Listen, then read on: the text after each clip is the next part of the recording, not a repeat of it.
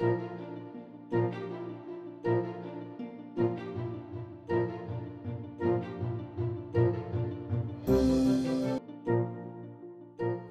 I'd like them to just take 30 seconds and introduce themselves and maybe talk a little bit about the piece that they did, starting with my right, your left, I guess. Yeah. My name's Steve Capps, and I worked a little bit on the ROM, and I helped Bruce Horn with the Finder.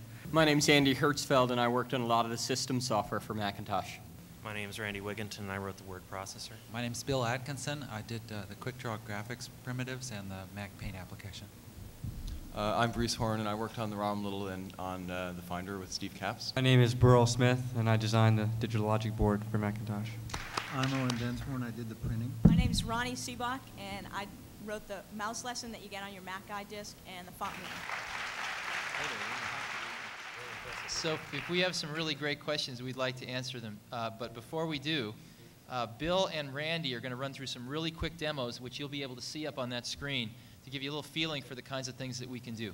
I'm going to show you the MacPaint graphics editor that runs on Macintosh and lets you edit images. Sometimes conveying your message goes better with pictures than with words.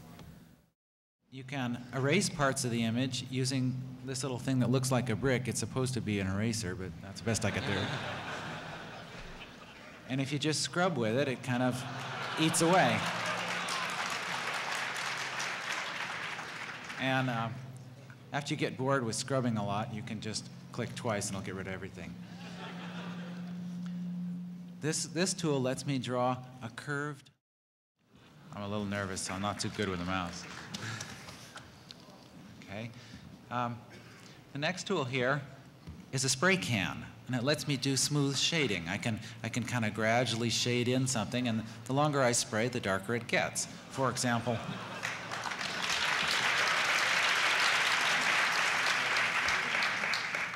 I can even control individual pixels. I can point at a dot and turn it on or off, and you have to kind of squint a bit, or you can go into fat bits, which lets you see a magnified view, and then it's easy for me to turn on and off bits.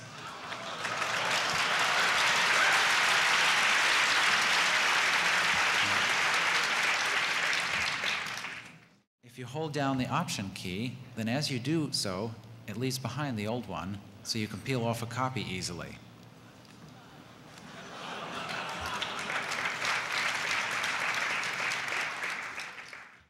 Sometimes you want to select a non-rectangular selection, and notice this carries just the ball.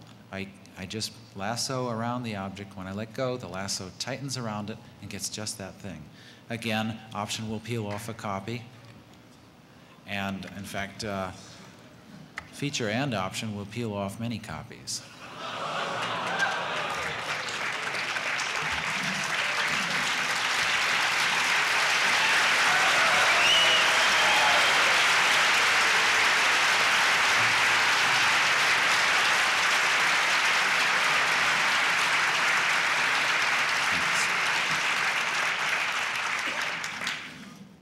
I'll select that with the lasso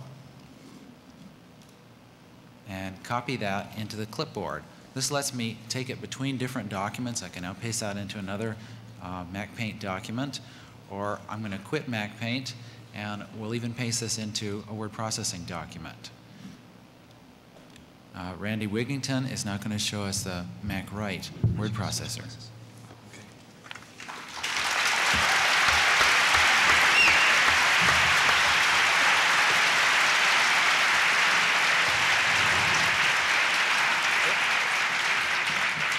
As incredible as MacPaint is, it's really nothing compared to the QuickDraw routines that... it's nothing compared to the QuickDraw routines that Bill wrote for the ROM, and he also wrote for Lisa. If it weren't for Bill, none of us would be up here on this stage. So I'd like to thank him for that.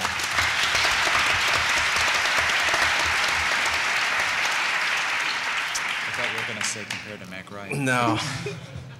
No, it's a lot more interesting than a word processor.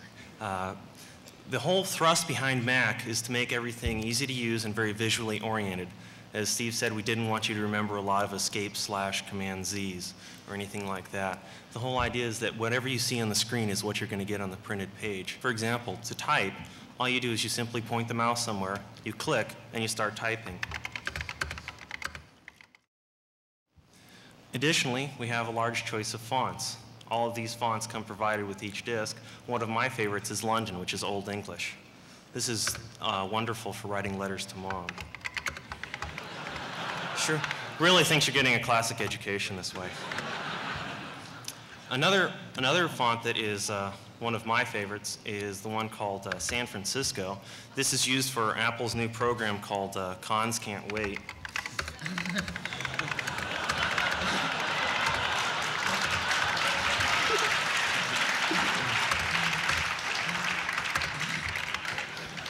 This isn't a very successful con. He has problems. You simply click on the box that you want to format the text according to your desires. We have center justify, right justify, or fill justify, where your margins are fully justified on both sides. We wanted you to see the printer image.